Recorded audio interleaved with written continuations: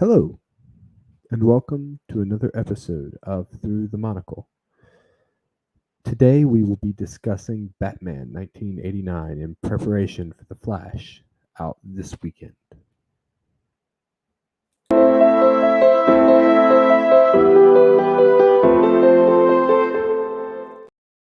Hi, as always, I'm your host, Grant Ingram, and joining me today it is the Robin to my Batman, but Robin's not in this movie, so maybe he's the Joker to my Batman. It is Grant Skillen. How are you doing, Grant? Oh, you brought out the Batarang. Yes, sir. Okay, so quick backstory. A couple years ago, last year, we interviewed Carl Newman. That's coming soon on this channel. You can find that on our podcast channel. And as part of that, Bricker Builds gave us Lego Batarangs from this movie, and they are awesome. So Grant broke his out. All right. You normally see it in the background over here. You can see I took it off the stand. Yeah, you can see where the other one's sitting there. Same concept. All right. Yep. So I do want to say The Flash is out this weekend. It is supposedly an absolutely god-awful film that everyone who goes to see is loving thoroughly. So, yeah, we're talking Batman today because Michael Keaton. Absolutely. I would say spoiler because that seems like the type of thing you'd want to keep secret. Except he's in all the trailers, so here we are. Yep. All right, Grant, what did you think of this movie? It's a very good movie.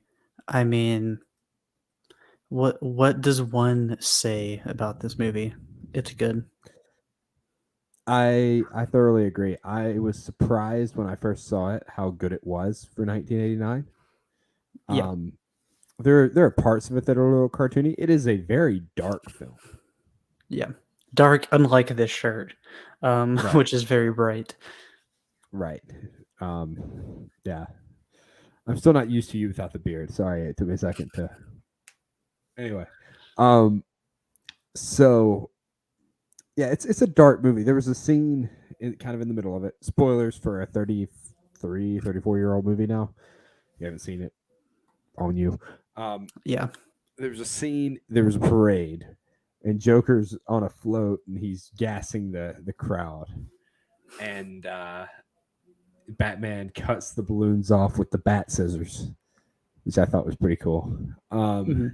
Gassing the crowd as in actually gassing them, not like gassing them up as our generation would think.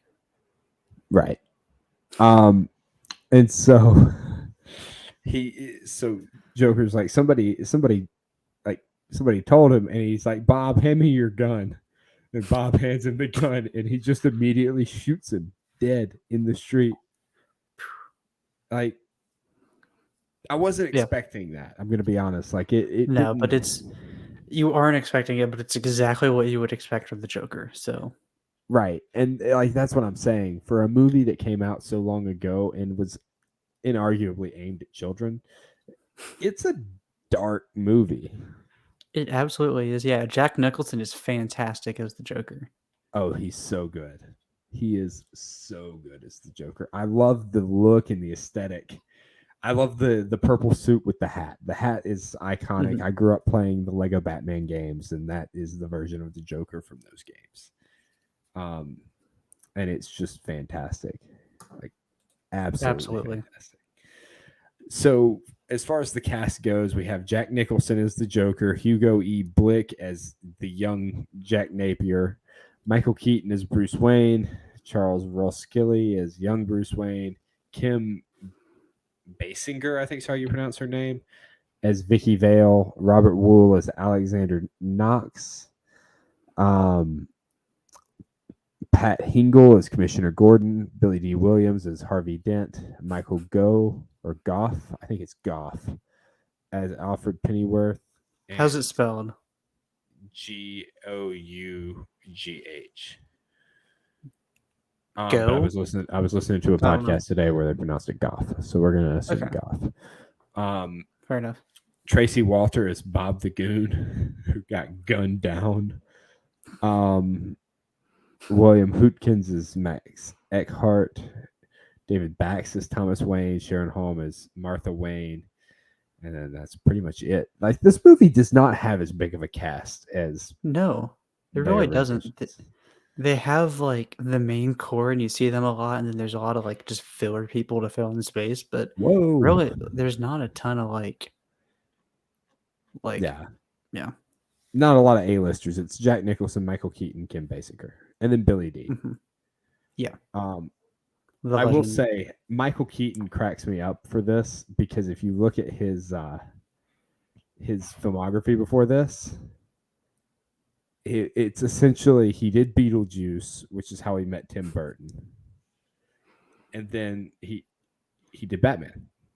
Like those are 2 years back to back. When they were casting for this movie, he was known for being the guy from Mr. Mom.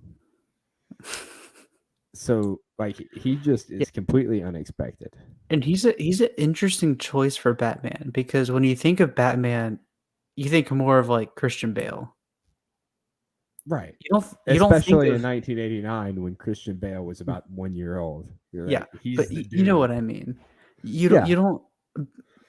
Michael Keaton is not like how do I say this nicely? He's not like the big imposing type of guy. Like when you look at him, you wouldn't go, "Now that's my Batman." Right. You're But right. in a sense, that's perfect because then he's a perfect Bruce Wayne because he's very clearly not Batman. So Right. It's almost balancing. you couldn't do it better. You almost think of Carl Newman, his stunt double or movement double more as Batman. Like, okay, so we talked to Carl last year, is it now? Yeah, it was late Whenever last year. it was a while ago. I want to say it was last summer. But anyway, we talked I to don't think it him. was. I thought it was last like November, December, but We'll have to look. But he has this Bruce Wayne presence. He's British, but he has like this rich kind of Bruce Wayne. You expect him to be Batman, and he's the movement double for the guy that they cast, who was at the time known for Mr. Mom. Yep, that's just hilarious to me.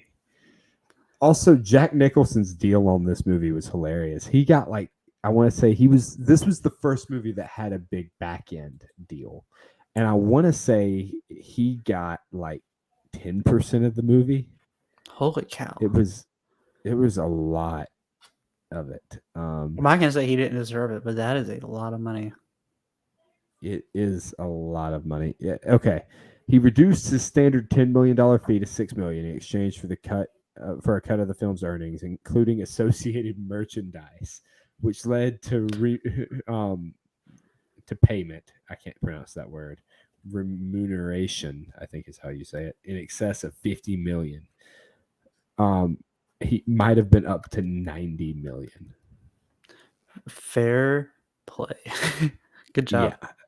Yep. He was so the people that were considered for the role were Tim Curry, who was also considered for the Joker in the Batman the Animated Series, David Bowie, John Lithgow, Brad Dourif, Ray Liotta, and James Woods. James Woods is famous for playing Hades in Hercules. Okay. And then you remember talking to Kevin and Kevin talking about having the Tim Curry voice for the Joker. Yeah. He was a big deal. He was known for the Rocky Horror Picture Show at the time. Yeah, that's another interview we did. We got to interview Kevin Altieri, who did Batman Mask of the Phantasm. That's a bit older. I think we republished that one on our other show more recently, but you can go check that one out. That's another fantastic interview. Yeah. Okay, here's another interesting thing. People who were considered for the role of Batman: Mel Gibson, Kevin Costner, Charlie Sheen, Tom Selleck, Bill Murray, Harrison Ford, and Dennis Quaid. I could see Harrison Ford. I could not see Bill Murray. I could like slightly see Dennis Quaid, like slightly. Yeah. I mean, yeah.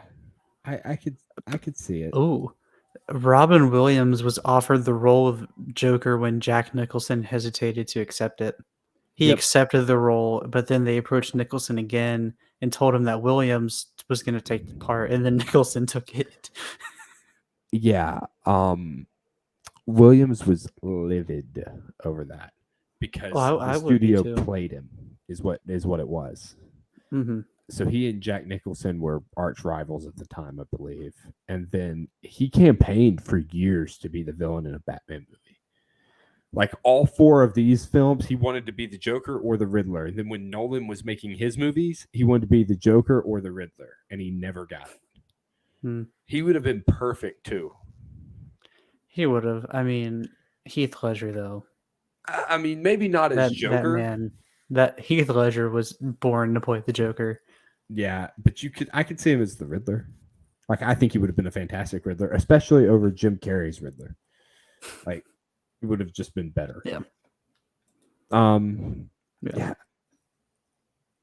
Sean Young was originally cast as Vicky Vale, but was injured in a horse riding accident prior to filming. I feel bad for laughing at someone's injury, but that's sad. It's really sad. It's also, I was not expecting Sean Young to be a woman. Full name Mary Sean Young. I was a little surprised and like, there's no way. Michael Goff was going to be Alfred, and I believe he was the only actor that stayed on through all 4. He also was. He's a perfect Alfred. Yeah. Oh yeah. Yeah, for sure. And he was also Alfred in a lot of the advertisements. Like, he apparently really loved being Alfred. Yeah. He's a cool person to play. Like, not a huge role, but everyone knows him. Yeah. And he just seems like, but like, he really seemed to love doing it. And he was a career actor. His first credit was 1948. And then he died sometime in 2010, I think, or maybe 2011. He died in 2011 at the age of 94. His last film was the Alice in Wonderland remake with Tim Burton as the Dodo Bird. Nice. At 93. Speak of Alice in the Wonderland remake, I believe we also reviewed that on our other show. This is just becoming a much talk about nothing plug. Yeah. That was a really interesting movie. I don't remember giving it a super high rating. I thought we gave it a higher one than we gave the other one. I don't remember, honestly. Do I have my notes? Let's take a look if I have my notes. So yeah, Goff was in Batman, Batman Returns, Batman Forever, and Batman and Robin. He was the only cast member to stay through Batman. Nice. Yeah. Actually, I'm sorry. He was one of 2. The other was Pat Hingle as Commissioner Gordon. Which I really feel bad for him because the first 2 movies were really good, and then oh boy. I do want to mention Kevin Smith apparently got his hands on a copy of Batman Forever Director's Edition, which isn't a thing, and it's supposedly very good. There's also a fan edit of that. So if you ever want to see a better version of that horrible movie, you can go see what the director originally intended, because DC has been like crapping on directors for years now. Okay, I think I found the notes. I have 2 different notes that are the exact same title. I'm guessing one of the original, one of the remake. Yep. I think I gave the remake an A-, so I did give it a good rating. Yeah, it was the original that was awful. The original Alice in Wonderland film is terrible. Mm-hmm. We'll get there later. Yeah, there's a lot of. He also played Alfred in 2 BBC radio dramas. Batman the Lazarus Syndrome in 1989 and the 1994 adaptation of Nightfall. And then he was in an advertisement for Diet Coke, and in 2001 the OnStar commercials for OnStar Automobile. As Alfred? Yeah. Sorry, the Batmobile broke down. We gotta call OnStar. Those are actually really fun commercials.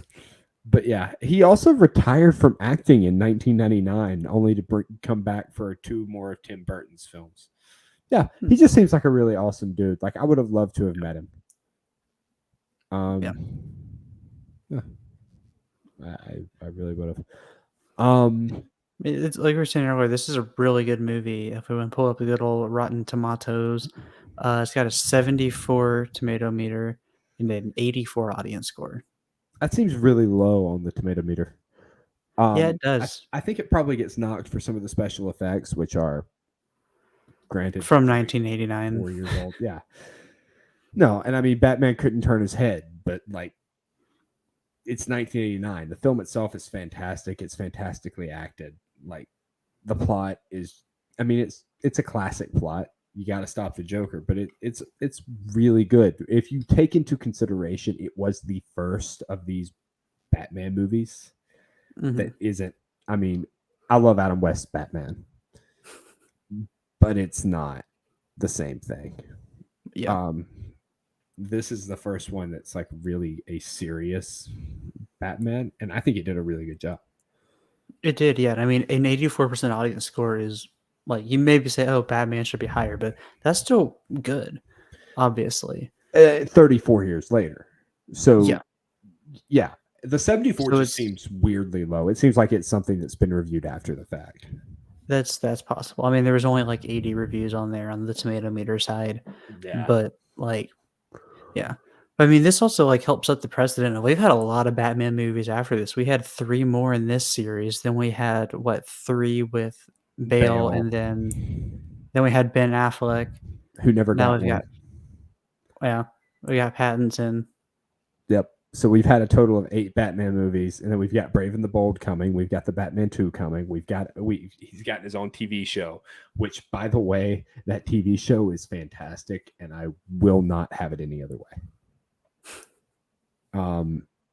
Gotham, for those of you wondering. I haven't seen it. I'm gonna be honest. We're gonna watch it. Podcast. Plan for it. Yeah, I really like the movie. I really like Jack Nicholson as Joker. He's just enigmatic, and he pulls you in, and you want to see him like get the crap kicked out of him. Which is exactly what you want out of the Joker. Is you want to be like that perfect mix of like annoying but entertaining, and like this guy's cool, but I want him to get destroyed. Exactly. Like you couldn't have asked him to play it any better, especially considering the only other live action representation of this was like Cesar Romero with the mustache in the 60s. Like very silly, and he channeled a little bit of that.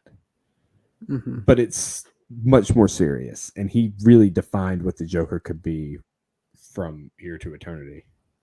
I mean, he did, yeah, because like you said, I mean, obviously comics, there's a lot of them, but to take that and go, how are we actually going to portray this guy on screen? Like, he did a fantastic job, and like you said, he definitely set a precedent, and you could tell Heath Ledger took some aspects of it. Obviously, he did a lot of it. It was just incredibly psychotic and incredible in The Dark Knight, but you can definitely see aspects there. I haven't seen the Joker movie with why am I blanking?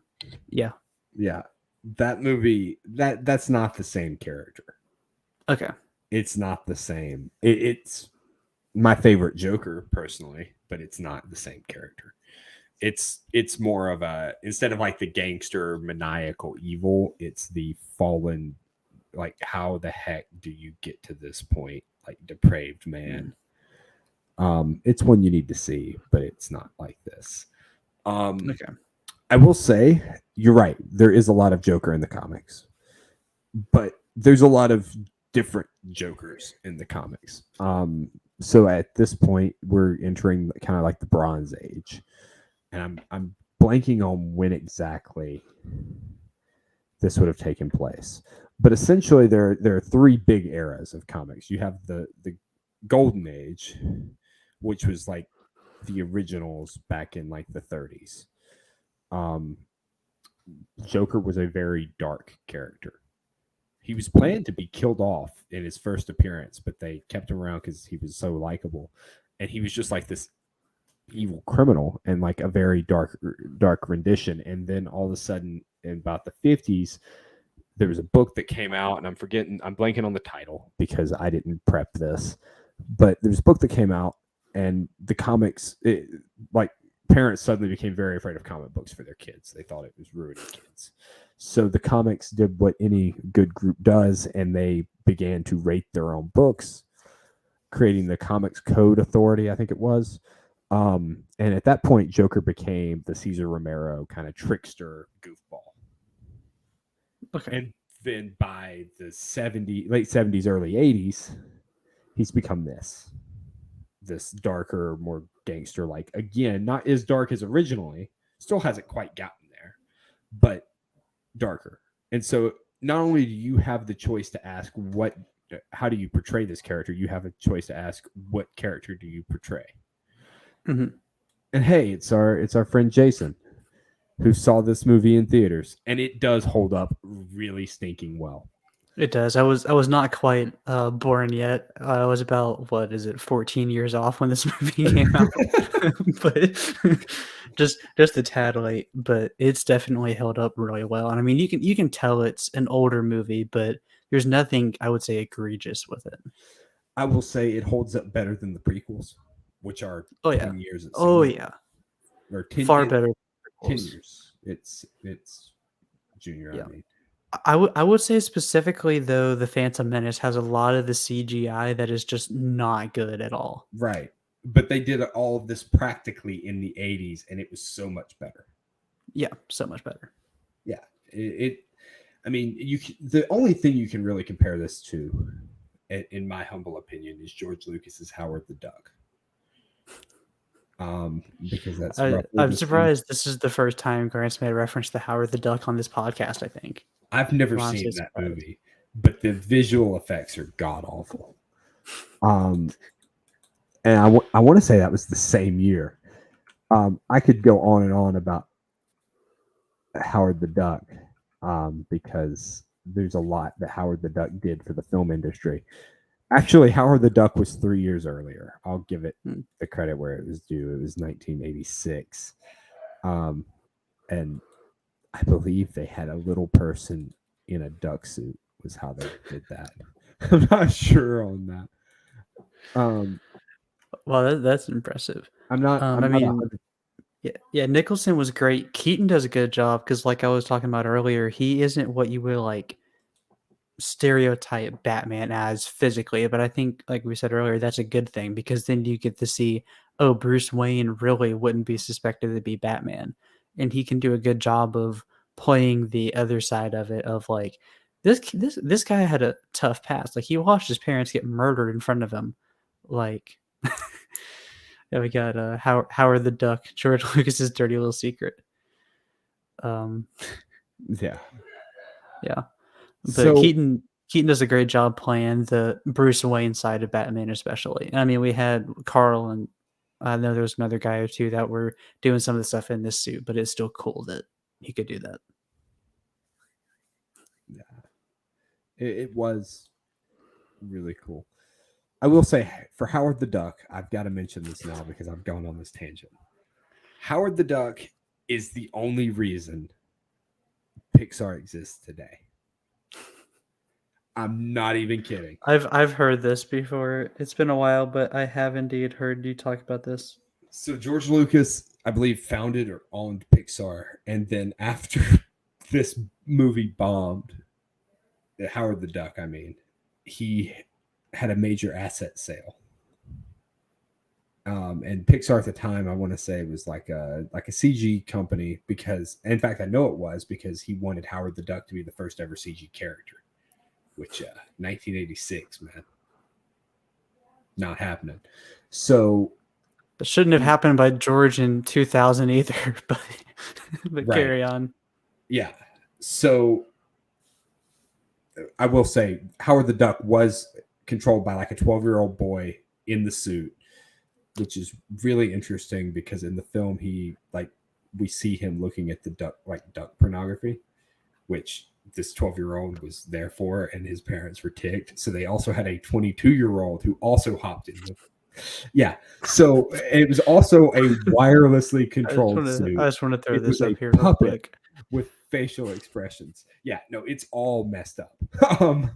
But yeah, so it's the only reason Pixar exists, because George Lucas had founded Pixar to create the CG and then sold it off to Steve Jobs, who made it what it is today, got sold to Disney, and the rest is history.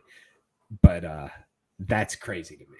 Like, it's just, that's a movie that shouldn't exist. That's a Pixar that like shouldn't be tied to that movie at all. That movie's god awful. And yet it has like gone on to like, that's become the company that like so many of the movies I watched growing up are Pixar movies. Yep. And they are, I mean, regardless of what you think about modern Pixar, they are really good. Oh, that's true. Leah Thompson was also in I want not maybe not Leah. Was it Leah Thompson? Yeah, she played Beverly in Howard the Duck. A role she got after filming Space Camp in a town called Huntsville, Alabama. Speak of Huntsville, hold on. Uh-oh. Not this guy. Yeah, so we're both from Huntsville, Alabama, and I always thought that was cool as a massive. Oh yeah, yeah. That movie was so bad. I'm the biggest Howard the Duck fan I know. Like, I love that character. Have since I read the Chip Zdarsky and gosh, I don't remember who the artist was on that, but that run. Love the character, but that movie is so bad. It's so weird. I cannot say that I have seen this movie, but sounds very, very interesting. Oh, that's what Howard the Duck looked like. Oh my gosh. Yeah. Mm-hmm. Wow. I gotta share this. He totally does. Which is weird, because in Back to the Future, Marty almost did too. Yeah. So Batman. Great movie. Fantastic movie. I'm glad they didn't use CGI. I'm glad George Lucas wasn't involved. And I'm glad Batman wasn't a little man in a duck costume. It was 1986. Yeah, let me. Yeah, I'm pulling up a picture of Howard the Duck because I have to show this. I pulled up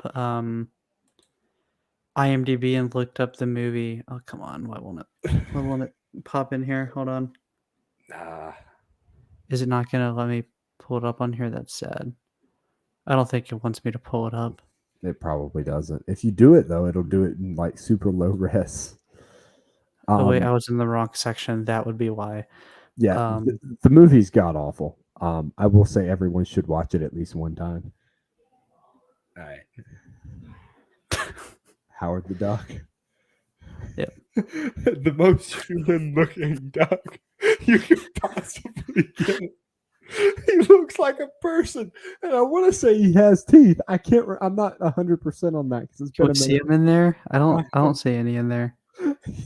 At least in that picture. Let's take a look. The brains for that suit that controlled all of his facial animation and whatnot was underneath the butt, under the tail feathers, which is interesting because you have to then work it inside. Like, you got a person inside it. They're working with Disney to make sure he doesn't look like Donald the Duck, and so like there's a lot of messed up stuff with this movie. It's so bad.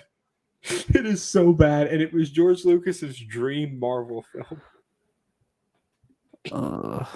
This is hold on. This is tragic.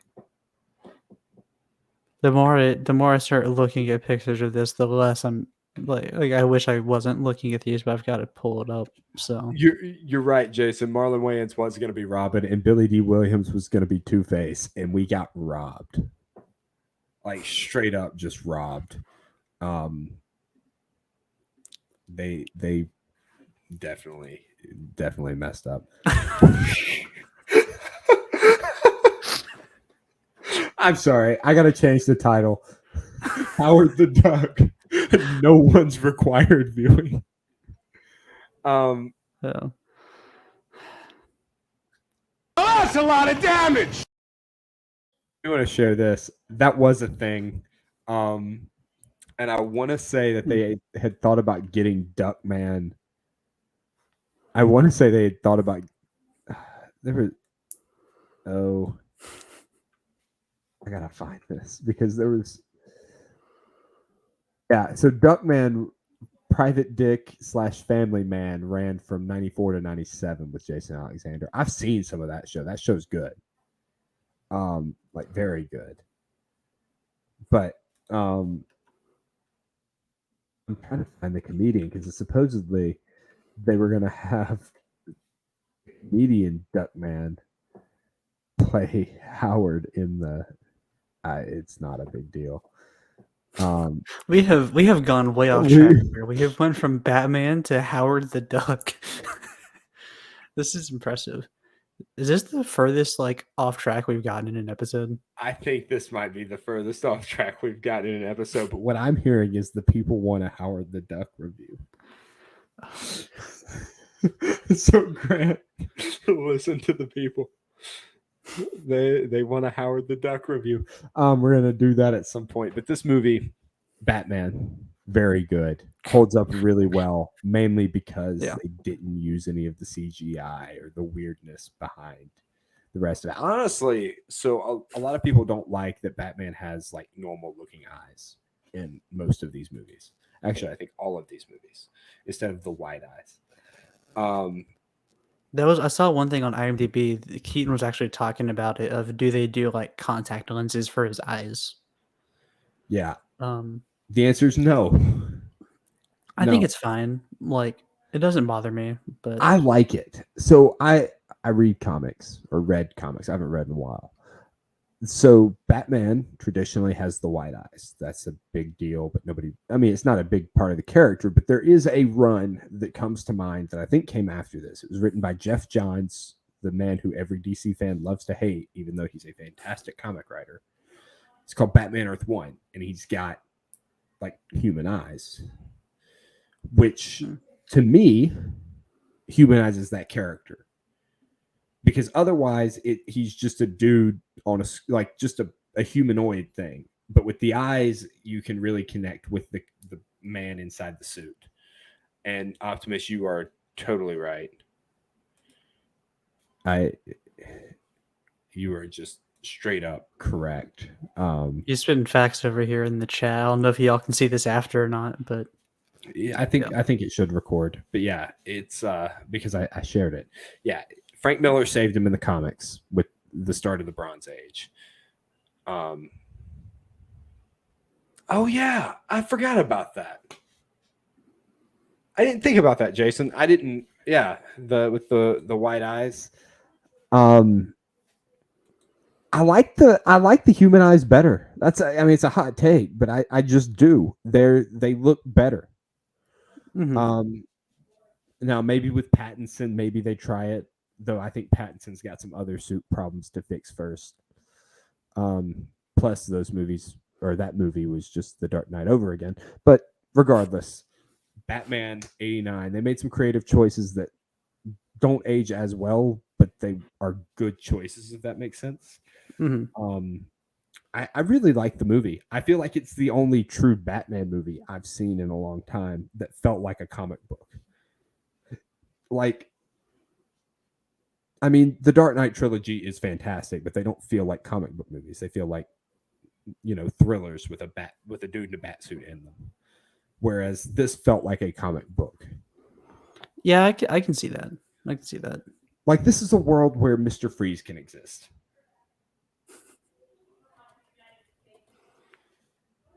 Yeah. Affleck's Batman is just elite. It's just elite. I'm looking forward to seeing him in The Flash. I'm probably going to go see The Flash on Tuesday because I want to see what happens to Michael Keaton's Batman. And I also really want The Flash to be really good because I want sequels to The Flash. Also, there's some rumors floating around about how the Flash ends up, and if the weekend ends and they are correct, which I'm sure they are correct, we will be making an announcement about next week's movie very soon. We've discussed this very slightly, Grant. Okay. Anyway, I think we've rambled on. It's been 35 minutes. I'm pretty sure half of that was Howard the Duck content. Probably. It is sort of not really, but kind of.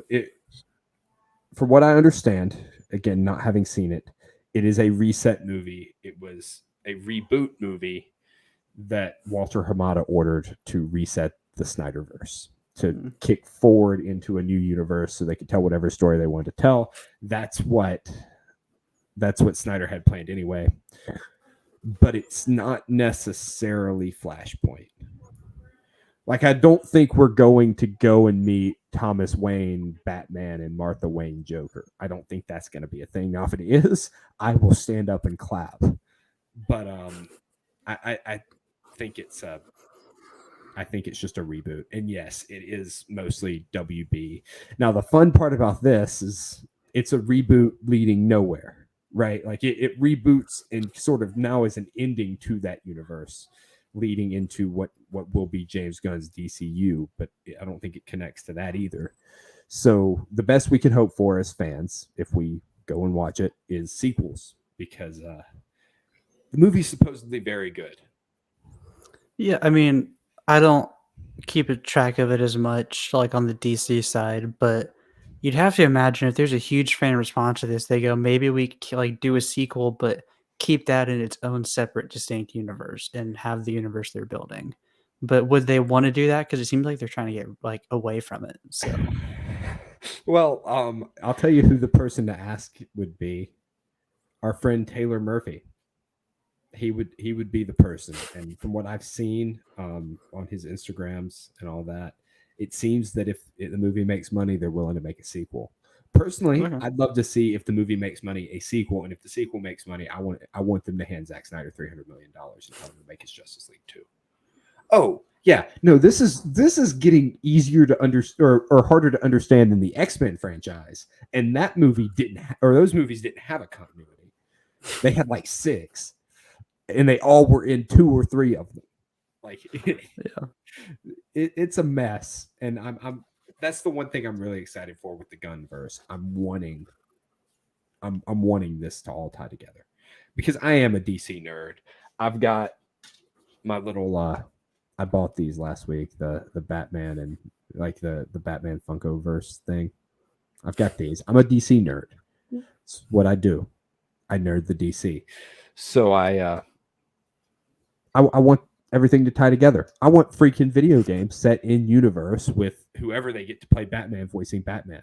And I want Rocksteady to develop that.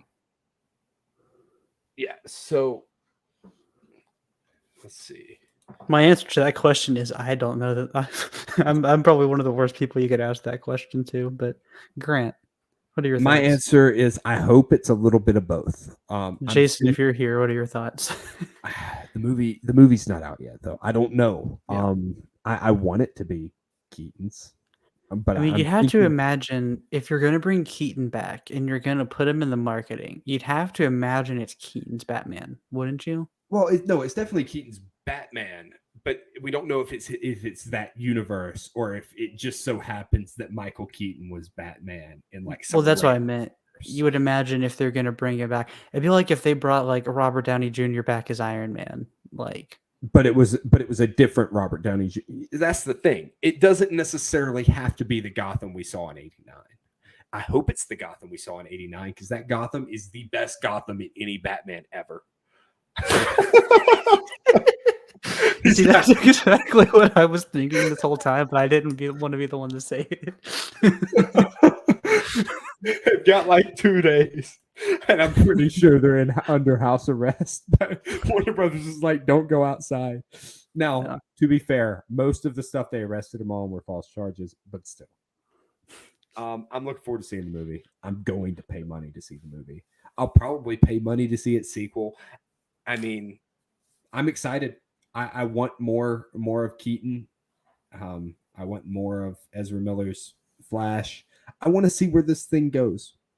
That's what I want. Really, I want to see the DCU. Like, I'm excited for that too. I'm ready for DC to finally get it all together. Marvel's starting to fall off. This is the perfect time. Yeah, and I mean, again, I'm not into like Snyder and Gunn and all that, but if you have one guy who's like the creative mind who's helping to create all the stories and make sure that they run together, I think that's a good thing. In general, if it's a guy you trust, obviously. Like, I'm gonna throw this out here. I wouldn't want Kathleen Kennedy to come and do it, but like, like it can go bad. But like in theory, if you've got the right guy, like right now they've got Dave Filoni who's helping to make sure everything works together and help put stuff together for Star Wars, and I think that's going in a very good direction overall. So if it's something like that, I think it could be very interesting to see where it goes. Yeah, and now that DC is its own studio, there's a lot that will happen. He has a lot more creative control than Snyder did when they brought in Snyder to do the same thing. I know, Grant, you don't keep up with it just to tell the story because at this point, why not? Snyder was brought in to make Man of Steel at the behest of, from my understanding, Christopher Nolan, because Nolan wrote Man of Steel. And then he decided he had like an arc. He wanted to do a Superman arc, and it was going to be like a 5 or 6 film arc, depending on when exactly you asked him. It's going to be Man of Steel 2, Justice League. I want to say Justice League 2, and then like Flashpoint to reset everything. Those were the 5 big ones, and then there were other little movies sprinkled in. And Man of Steel 2 immediately got turned into Batman versus Superman, which was originally supposed to be called Dawn of Justice, because if you've seen it, they fight for like 5 minutes. But then everything got derailed because the movies didn't do well commercially or they did fine critically-ish. The studio interfered and everything got derailed. Whereas Gunn's not going to have that problem. He's going to be able to tell his story, and that's what I'm excited about. Yeah, that'll be that'll be hopefully good for DC and DC Universe, like I was saying a minute ago. I did not. I'm not sure I know who John Peters is. I'm going to Google this real quick because I'm curious. He's a person. Yeah, he's a producer. I guess he produced all these things. I don't really know. Is he almost like the Kevin Feige of DC in that sense, of like the producer of a lot of stuff? I guess we're gonna see what.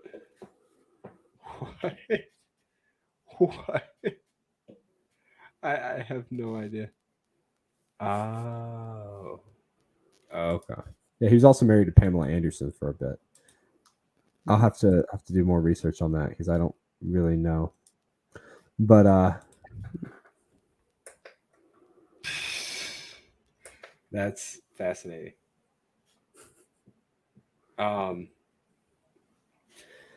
Anyway, so there's a lot of nerd stuff we can get into, and maybe one of these days we will get into that, because I want to talk about Nicolas Cage's Superman, and I want to talk about Howard the Duck, and we'll get there. But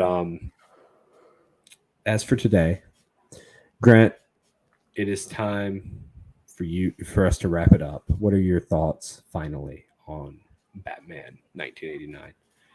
Sometimes the elements get the best of them. The older penguins know that it's just a matter of time before they call out, "I'm freezing my nuts off!" I mean, you might as well at this point. It's I don't know. been derailed enough. We've reached that point. Might as well. She wasn't friendly. She really wasn't. And she probably, there are people in town, honey, that would have shot her for $5. We got to finish this before I lose my train of thought, or my thought of train, however you say that. All right, Grant. Final thoughts. Honestly, I'm surprised Optimus is still here after the insane amount of rambling that's been going on. But shout out to you. It's just this movie, back to the Batman movie. Really solid movie. Like Jason was saying, this is a 35 4, I guess, now year old movie, and it's really held the test of time very well. Like we were saying, could some of the stuff have been better? Yeah, but it's 30 years ago, and it's better than the prequels. So, yeah, I honestly think that the movie is a work of art. Like, it is fantastic. I really love it. I'm excited to see Michael Keaton back in the suit. I want as much of that as possible, and I can't wait to see where the Flash takes us. So we don't do letter grades, but I think this movie is absolutely a pass. I think it's fantastic, and the only thing I hate is that we never got the third one. Yeah. All right. Well, we are not exactly going to announce what's next week because that might be a Flash spoiler. But thank you so much for joining us. And if you've enjoyed the show, and Jason, I'm talking to you because you can support us on Patreon. Patreon. The Culture Nerd. You can also support Jason on Patreon and help him have more money to do more things like this.